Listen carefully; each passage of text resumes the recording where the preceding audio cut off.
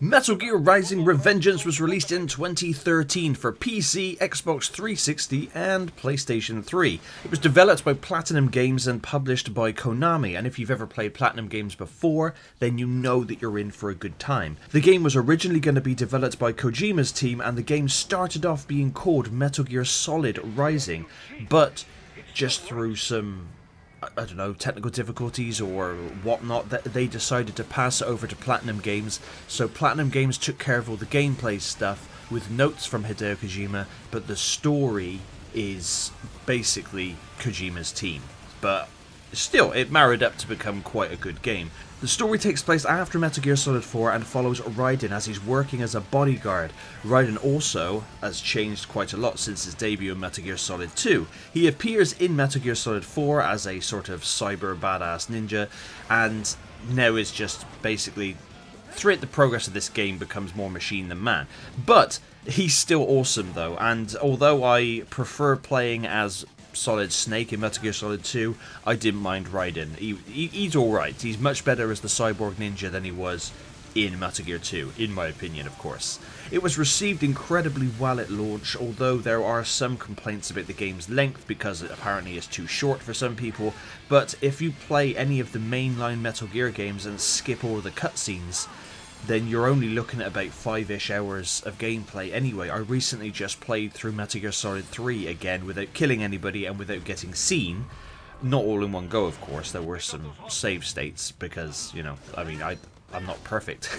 But I was skipping all the cutscenes just to get those achievements on Steam, and the game, my save file then was only about 5 hours long. So Metal Gears are not notoriously long games in gameplay, but that doesn't mean that they're not good. That makes sense? It's a really weird one. So the gameplay in the game length in Rising is absolutely fine.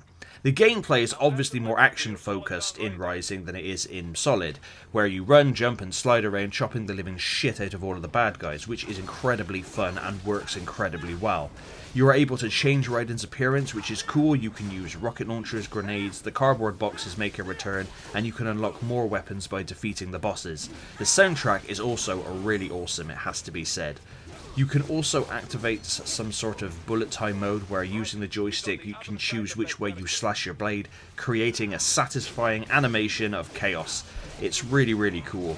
You also have the ability to parry attacks and then counter attack as well, which is also awesome, and when you're in your ninja run mode you will automatically deflect bullets, so you don't have to do any weird timings or whatnot, so that's pretty cool. Although there are quick time events in the game, this game did come out when, you know, quick time events were a thing, so they're not like supremely annoying or strange like Resident Evil 6 is, for example, but they are definitely there. There's also the Zandatsu move, which is where you slice an enemy open and then take ammo, items, energy, or whatever from them, which is really cool. You also eventually obtain a Ripper mode, which gives Raiden enhanced power for a short while, and you'll learn why he's called Jack the Ripper, because obviously Raiden's name is Jack. He's called Jack the Ripper. I think that's even referred to in Metal Gear Solid 2, but you'll find out why. It's a really cool game and well worth playing through today. It's for fans of Metal Gear and action games, to be honest. And like I said, Platinum Games are known for their awesome games that they have developed. And I still remember when this game originally came out, and I slept on it, I'll be honest. I mean, I'm a huge Metal Gear fan, but I just saw this as oh, that's just a bonus side game, I don't need to worry about it. And I suppose in one, you know, from a certain point of view, to quote Obi-Wan, I suppose it is, but it's still a very good game and well worth playing. It's still very cinematic like the other Metal Gear games.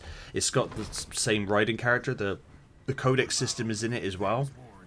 It's a really damn good game and a lot of fun, and the boss fights are really awesome, like in this footage, which is basically the first mission of the game.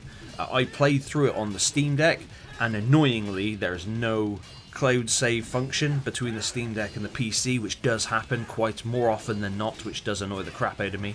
So a lot of games I'll play through on my Steam Deck and then I'll just capture the opening couple of hours of the game on Steam.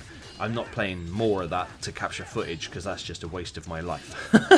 But don't get me wrong, the Steam Deck is still a great bit of kit and really awesome, especially for backlog games, as you can, you know, it's very versatile on where you can play it. But Metal Gear Solid Rising is just so much fun, and being able to fight a Metal Gear Ray without just spamming the rocket launcher at it all the time and being able to actually slash the crap out of it is a ton of fun.